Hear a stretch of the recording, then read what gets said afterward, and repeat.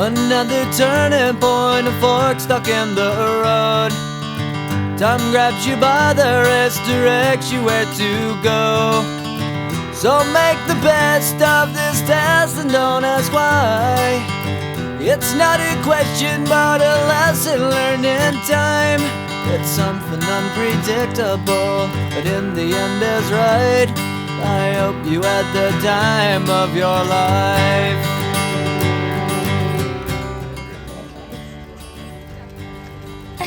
Want to let it aerate for like 2 seconds? Yeah. So take the photographs and still frames in your mind, hanging on a shelf in good health and good time. Tattoos of memories and dead skin on trial. For what it's worth, it was worth all the while. It's something unpredictable, but in the end is right. I hope you had the time of your life.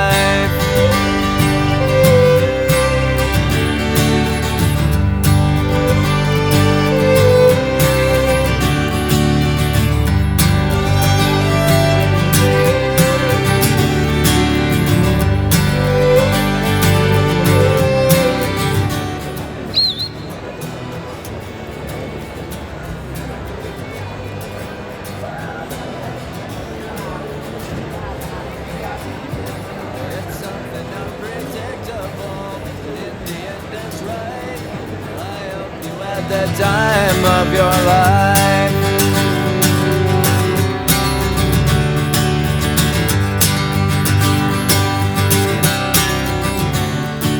It's something unpredictable, but in the end is right. I hope you had the time of your life.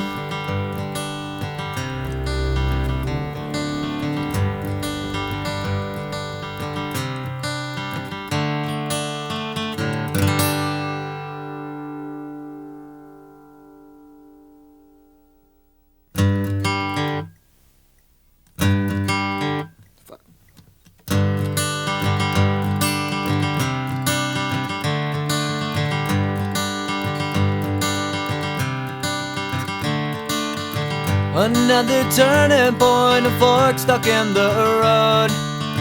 Time grabs you by the wrist, directs you where to go. So make the best of this test and don't ask why. It's not a question but a lesson learned in time. It's something unpredictable, but in the end is right. I hope you had the time of your life.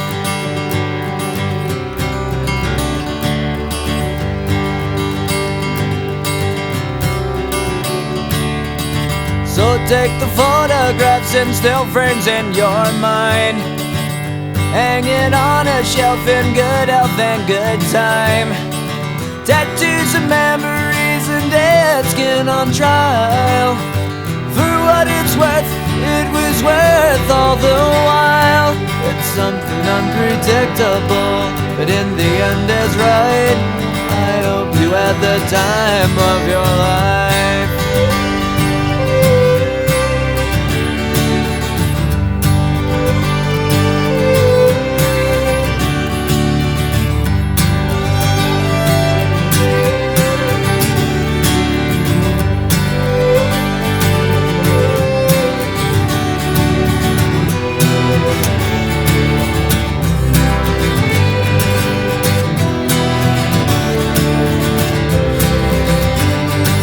It's something unpredictable, but in the end it's right.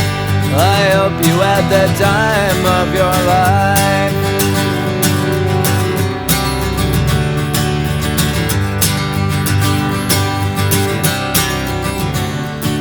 It's something unpredictable, but in the end is right. I hope you had the time of your life. Welcome to the convocation of Northwestern's Weinberg College of Arts and Sciences.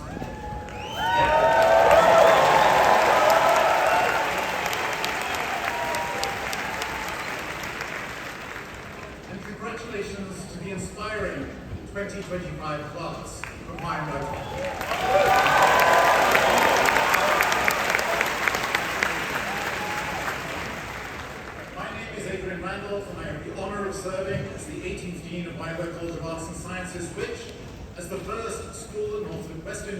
University has offered a multidisciplinary degree in the liberal arts and sciences for 173 years.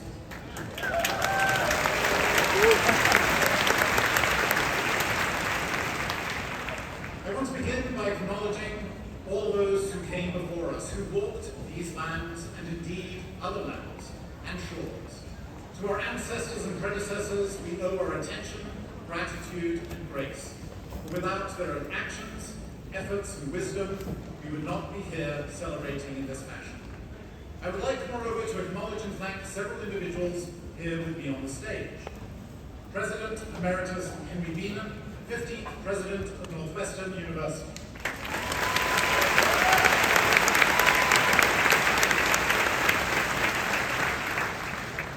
Professor Lee Beaman, Senior Lecturer Emerita at Northwestern Pritzker School of Law.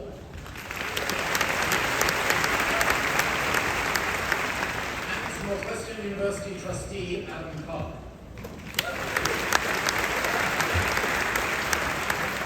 I'd also like to acknowledge two of this year's Shapiro Award winners, high school teachers nominated by their graduating seniors for this annual recognition.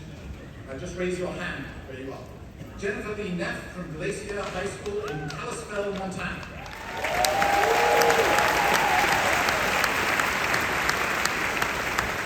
And also Stephanie Hill from South Anchorage High School, unsurprisingly in Anchorage, Alaska.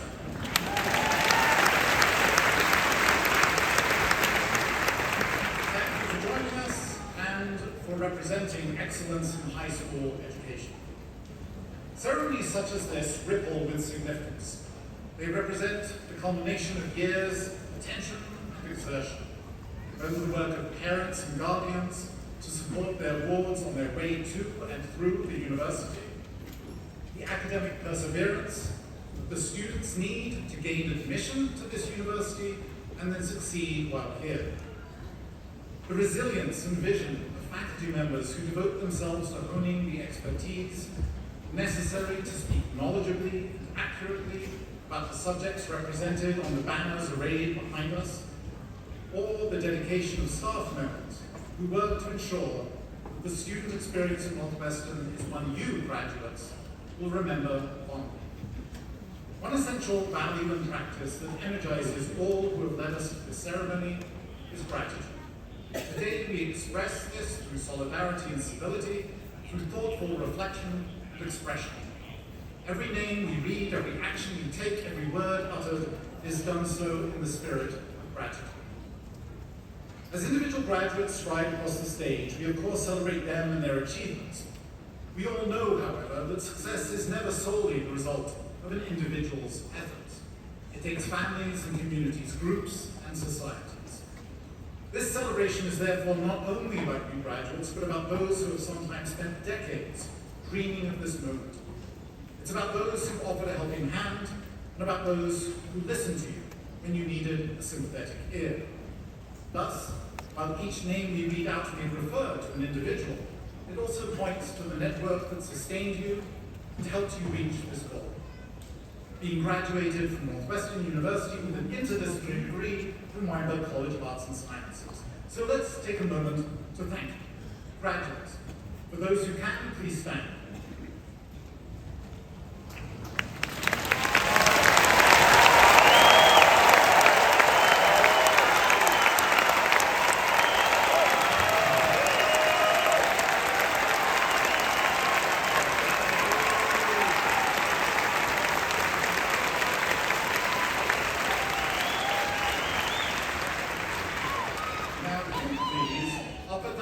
Those faculty and staff members who helped you during your time at Northwestern. Thank you.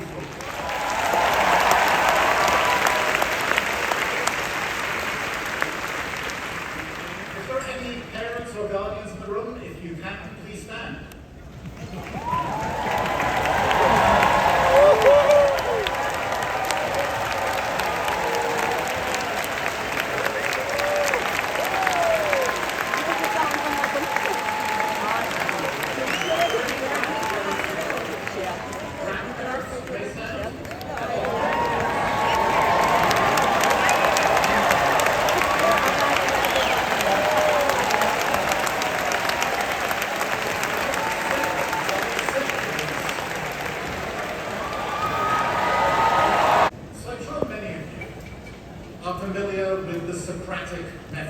or Socratic question, a form of dialogue that aims to unveil inconsistencies, to inculcate critical thinking, and to disclose untruths.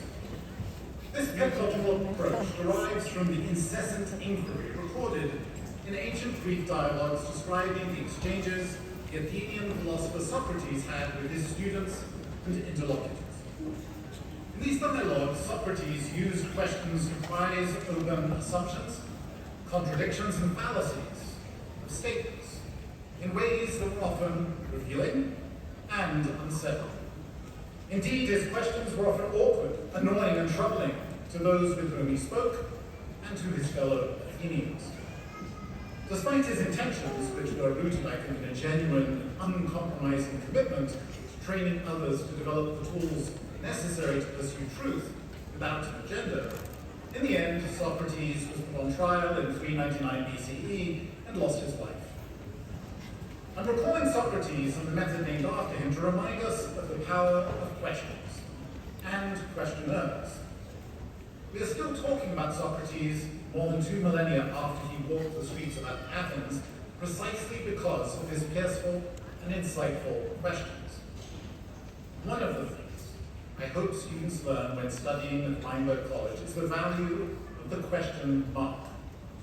This piece of potent punctuation is not always or merely an admission of ignorance and the appeal for an answer.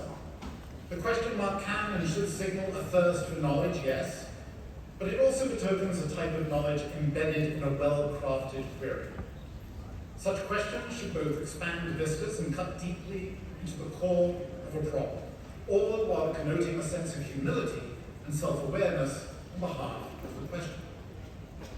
Like Socrates, universities value inquiry, and importantly, inquiry balanced by logic and openness, and intentionally pass on this habit to our students.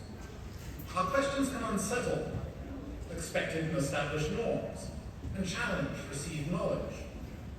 This spirit of inquiry is foundational to our teaching, which above all instills in students the skills to ask probing questions.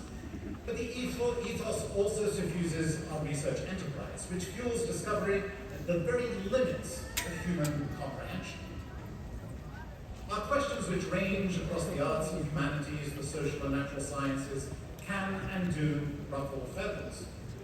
Our questions can disturb easy conclusions and those whose authority depends on ignorance and misinformation. This pattern plays out again and again throughout human history, with universities, like Socrates, often put on trial in various ways for their unconstrained curiosity. The freedom to explore ideas, to push boundaries and defy conventional wisdom has been especially present and transformative in the history of higher education in the United States, enshrined in shared principles of academic freedom. This liberty to be curious is catalyzed and amplified by the vigorous rhetoric of liberty that runs through the founding documents of this country. While we may sometimes have fallen short of the very high ideals found, for example, in the Constitution, for over 2 centuries the United States has imperfectly but stubbornly pursued those ideals, for which we have been seen invariably as a beacon and a threat. For those of you who, like me, whose lives have been lived across national borders, universities like ours represent a form of intercultural experiment that plays out on an international stage. The success of this experiment relies on our international students, faculty members, and staff. If we are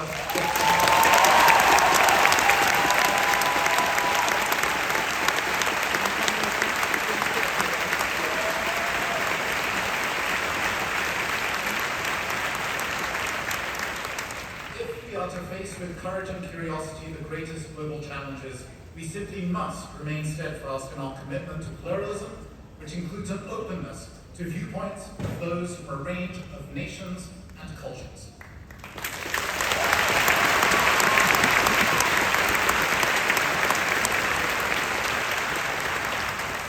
We are so proud of all our students, those who come from nearby and those who hail from all parts of the globe, all who join in our pursuit of questioning and the pursuit of knowledge. Northwestern's Latin motto, "Quaecumque sunt vera," whatsoever things are true, rings out as a rallying call to pursue knowledge and truth as a form of virtuous activity. We do this, broadly speaking, Socratic, continually posing questions, some of which we answer, and some of which evolve into new and transformative questions.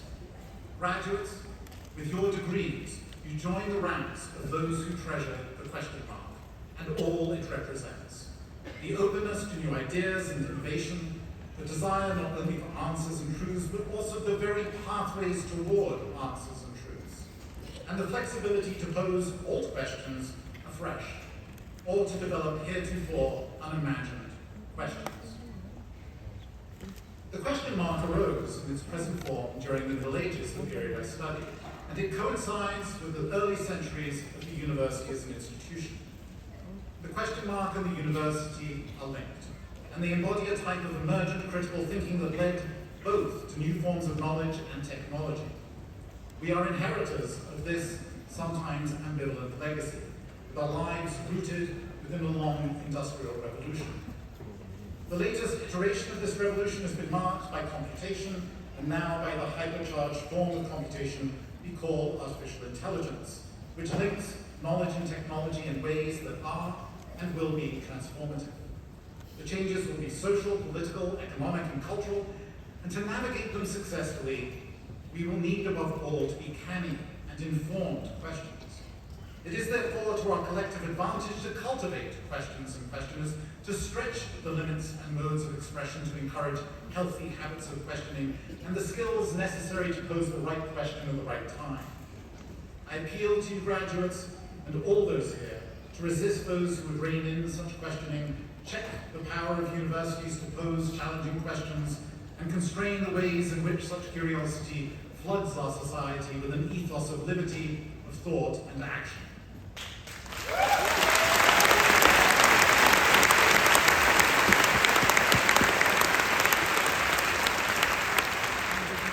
For while the positive liberties yielded by an educational system that fosters the interrogatory and the exploratory does not lead automatically to democracy, it is proved to be the loamy soil from which democracy most naturally grows.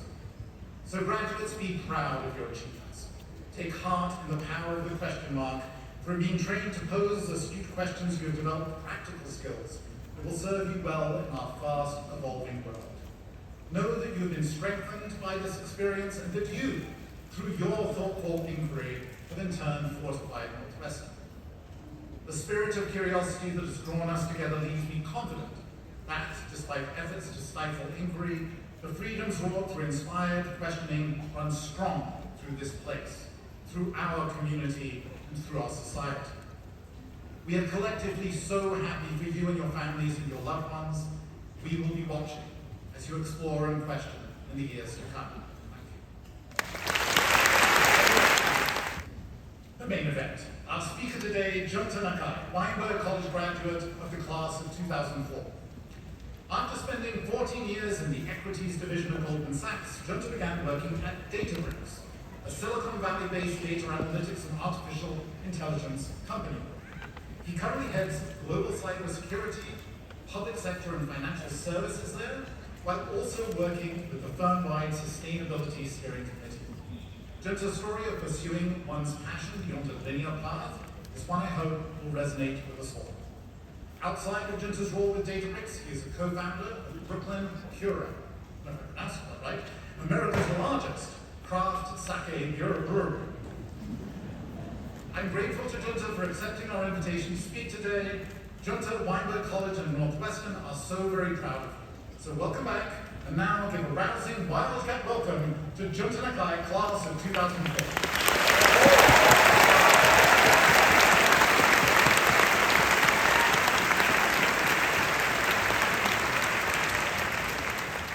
Students, congratulations. What an incredible privilege it is to share this moment with you. Thank you to faculty, Dean Randolph, Board of Trustees for this incredible honor. And I want to give a special shout out to my wife for being my #1 fan.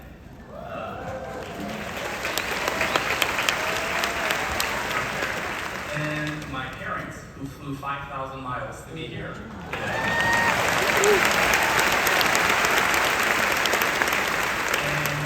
kids, Micah and Tate, who would rather be 5,000 miles away than here. So, I'm not here to talk about perseverance or how you're going to change the world, because odds are you won't. Sorry, parents. So I'm here to talk about animals, okay? And specifically, frogs and cats. All right? And why frogs lose, and why a specific type of cat wins, okay? But before I get to those creatures, let me tell you something that I wish I knew on my graduation day. And it's that success from this day forth is determined by one thing no one can actually teach you, okay? One thing, if you don't have, could be devastatingly limiting to your career. And one thing, if you think you have, you can still continuously hone it and improve it. And that one thing is called self-awareness. Self-awareness is the ability to look yourself in the mirror and know where you stand. Okay, to see yourself clearly, your strengths, your gaps, and the barriers that keep you from getting to where you want to go. There's this Japanese proverb that I love. A frog in the well cannot imagine the sea. A frog in the well cannot imagine the sea. In less poetic terms, it means that a frog who is perfectly content inside a small well cannot fathom the vastness of the oceans or the vastness of the seas. It vividly warns us about the dangers of narrow-mindedness, just as Dean Randolph just mentioned, and of floating through life lacking self-awareness. I was once that frog. You cannot afford to be. So after graduating Northwestern in 2004, I landed my dream job at Goldman Sachs. Cringe. I know. It wasn't that cringe back then. But once I got my foot in the door on Wall Street, I dreamed of becoming a managing director. A prestigious title that's afforded to a few. It's kind of the pinnacle of the street. And I worked my butt off. 12 years later, I was finally up for that promotion. It was finally my time. So the day the promotions were to be finalized, I got called into a partner's office. I opened the door, expecting my dreams to come true, expecting good news. But before I could even sit down, without any hesitation, the partner looks at me and bluntly says, "You are not getting promoted." So shocked, I did what most of you probably would do, which is I started spewing my highlight reel. Right? I did this, I did that, I'm so awesome. Just like I did all those things that those people that got promoted last year did. So why not me? His three-word answer was simple, yet powerful enough to alter the course of my career. Goalposts move, he said. Goalposts move. So I eventually got beyond my self-pity and had a glimmer of self-reflection. At that moment, I realized I was blind to something big that was happening around me, which was how quickly my job of buying and selling stocks were being done better, cheaper, faster by algorithms. So the truth was, there was less need for people like me, but I lacked the awareness to internalize that. And instead, I spent all my time, all my energy, pursuing potentially meaningless titles. And at that moment, I asked myself, this is a question all of you have to ask yourself as well, which is, if a simple algorithm can limit my career to that degree, what's going to happen when AI comes? If Silicon Valley, thank you, those three people. If Silicon Valley is the Rome of my day, I asked myself, what am I doing chasing titles at a dying job on Wall Street? I knew that I needed to at least try to be a disruptor than being disrupted by myself. And I needed to pursue a career in AI. So finally, this frog looked beyond his well. So while doing my job, my day job, I sent resumes to every Wall Street, Silicon Valley company I could think of, right? Google, Uber, Amazon, so on and so forth. Having Northwestern and Goldman Sachs on my resume surely would open doors for me. It does not. It did not. What followed was rejection after rejection. Months later, while getting turned down yet again, an executive at a big tech company, which I'm not going to name, stripped out all niceties and told it to me straight. He said, "You don't know anything about technology. Why would anyone take a chance on you?" Ouch. But swallowing my pride, I thought, wait, what if he's right? What if I was coming across completely unaware? What if it was the other way around? If somebody was interviewing with me for a job on Wall Street, and their pitch was simply that I went to Northwestern and I worked at Google, that person would probably be rejected as well. Okay?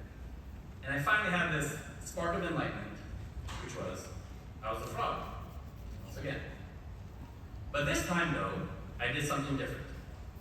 I ensured that this spark of awareness ignited action. Okay? So what were the barriers keeping me from where I wanted to go? I started taking data science classes online. I learned the basics of coding. I networked in Silicon Valley. I was in my mid to late 30s at the time. Okay? But I had to restart from the beginning.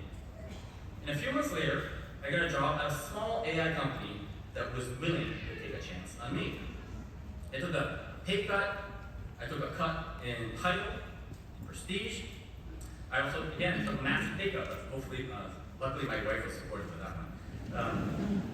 But I did not do it as a step down, just simply as a way to keep chipping away at my gaps in this new field. From there, doors opened, and that single step started my 3,000-mile journey from Wall Street to Silicon Valley, to Databricks, and to this very moment standing in front of you today. Many times in my life, self-awareness was gained through enduring disappointment. It does not need to be that way for you. It might be, but it doesn't need to be. Goalposts move. Honest self-reflection early in your career helps you take the often subtle guidance the world gives you. It helps you realize new things and allows you to plan for how to address them. It's not your pedigree. It is small and frequent intentional steps that take you to new goalposts. As AI proliferates all around us, the characteristics that make us human become more important, not less. And in that role, self-awareness will be the best tool you will have, because it is the unfroggiest and most human of characteristics. Now to cats. It's all coming together, right? The cats. So a few months ago, I had dinner with a senior executive at a well-known company who had just rolled out ChatGPT-like functionality to his entire workforce. And the expectation that he had was that with AI, he would need fewer employees.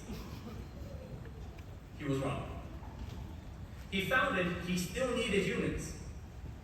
But one thing did change, though, which was the desired characteristics of a successful one. And the desired skill sets of the humans he needed.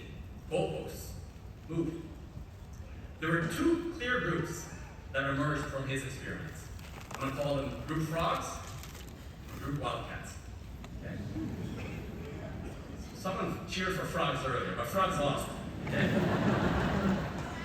Frogs lost because they could not imagine doing things differently. They used AI and got lazy, became reliant on the machine. They were losing their ability to communicate, to think critically, to collaborate with others. Ironically, the usage of advanced technology was making them less prepared for the future.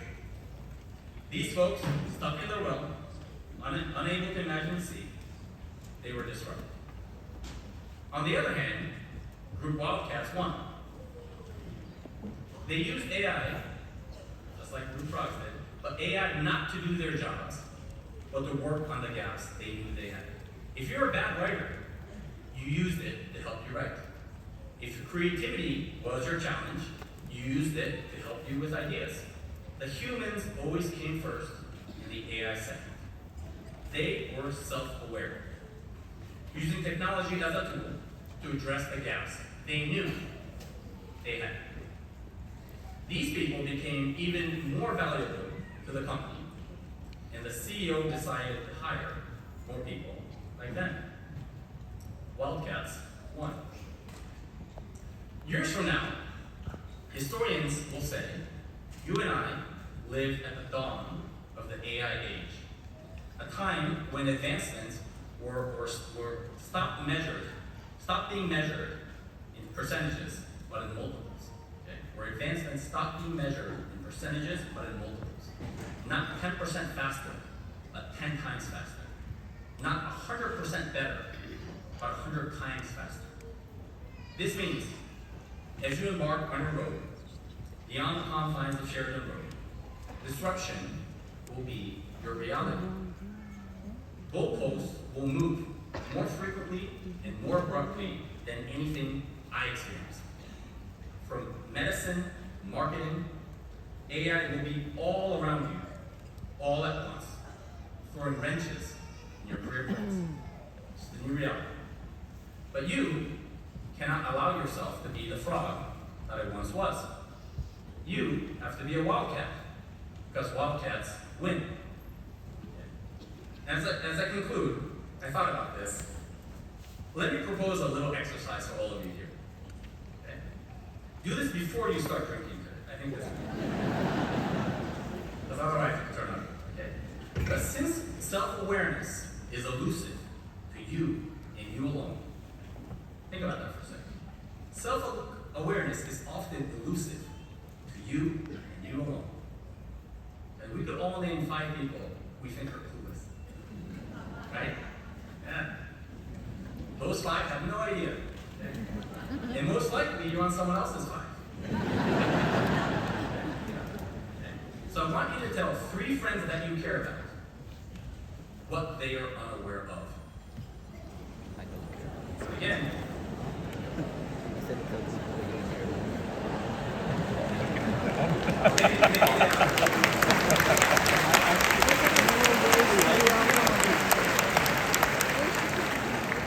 I'm sure all the wives in the audience can't wait to do this.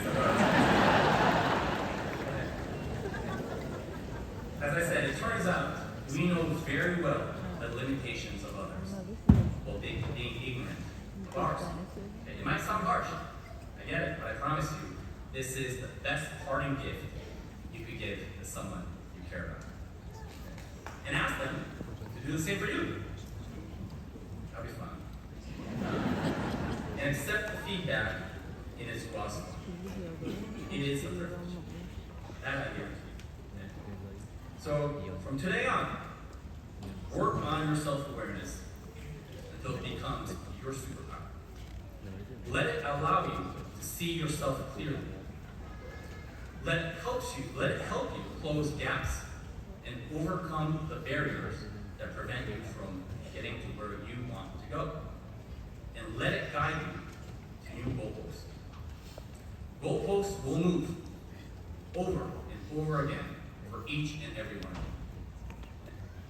But you are a wildcat, and wildcats win. So go Cats! Northwestern University maintains pride in the academic achievements of all our students. We welcome opportunities to recognize honor students who consistently meet the highest level of academic performance. We will now honor those students who have received special college honors. All students who have received department honors denoted by the lilac-colored cord, please rise.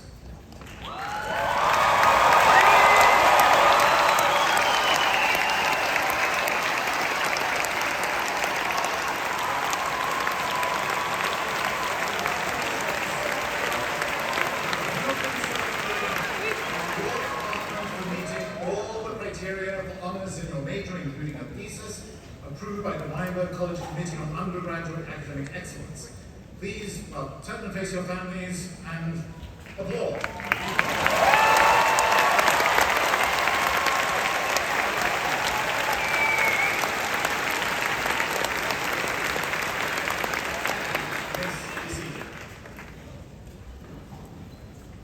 So all students who are nominated to be student marshals at today's ceremony, please rise. Congratulations.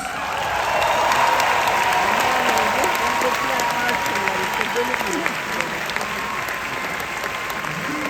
were selected by your department to represent your major based on your accomplishments. The faculty are proud of you all, you've achieved, and honor you today with this designation. Now please applaud for our marshals.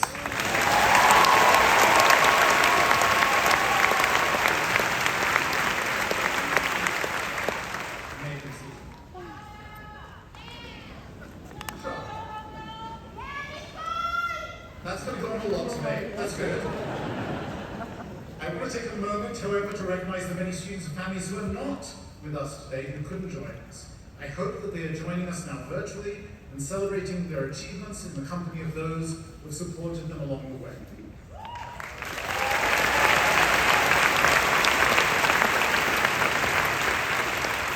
We will now recognize individually all the graduates of Weinberg College of Arts and Sciences. As best you can, please hold your applause until the conclusion of the student procession.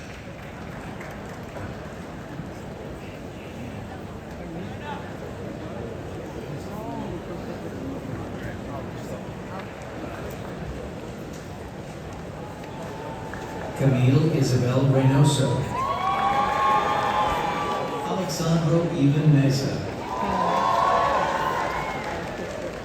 Natasha Gonzalez, Leah Elizabeth Tunney, Telly, Denise Guzon, Christina Jotan Yao,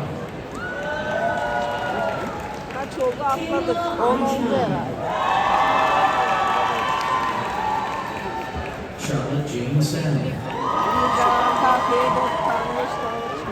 Adrian James Michaeler, Valley Joy Tom, Julia Carillon, Jared Moss Silver, Benjamin Omchada,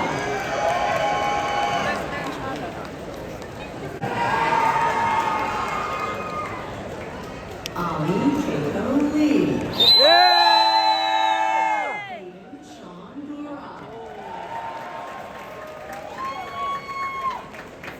Edgar Javier Ortega, Laura Chelsea Mazuki, Julie Pascal,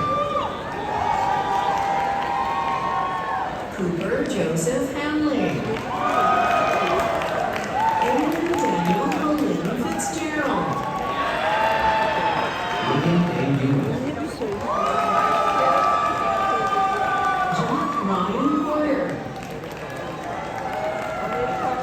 Aiden Siebert, Sam Swire, Kelly Alvarez, Marie Alexis Guncourt, Noor Faisal Ahmed, Summer Salim, Zach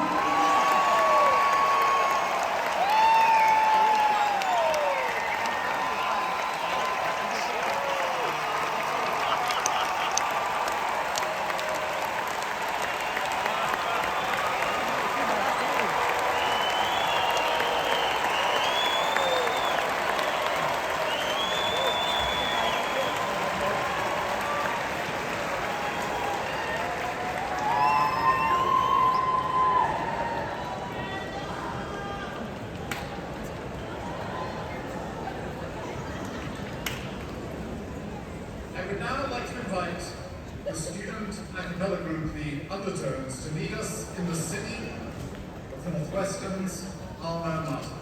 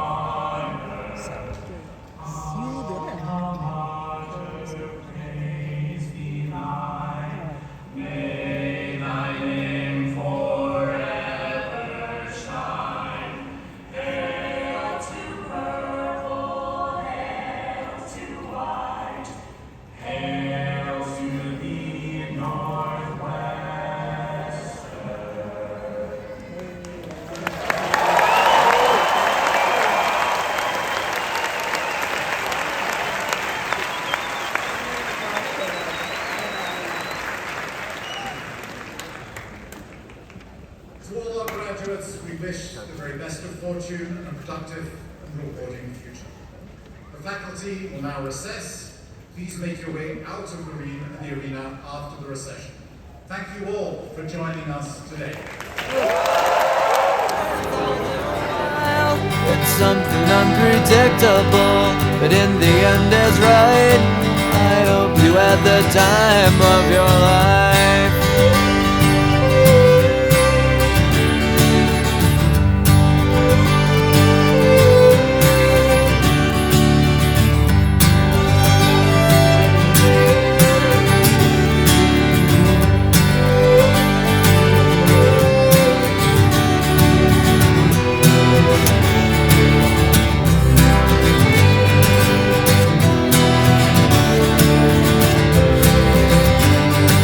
It's something unpredictable, but in the end it's right. I hope you had the time of your life.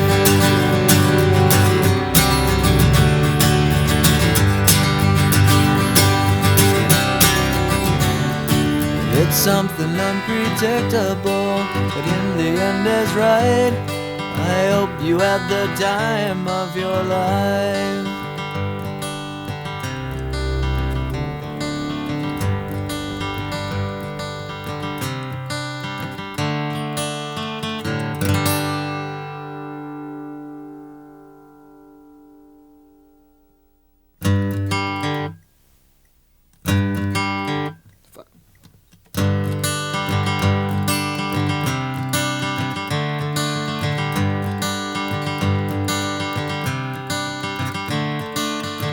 Another turning point, a fork stuck in the road.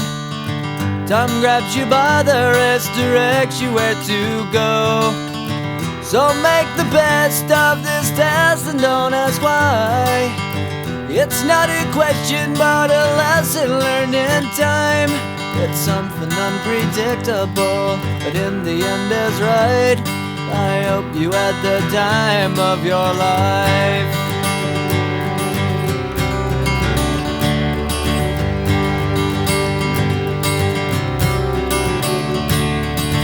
So take the photographs and still frames in your mind, hanging on a shelf in good health and good time. Tattoos and memories and dead skin on trial. For what it's worth, it was worth all the while. It's something unpredictable, but in the end is right. I hope you had the time of your life.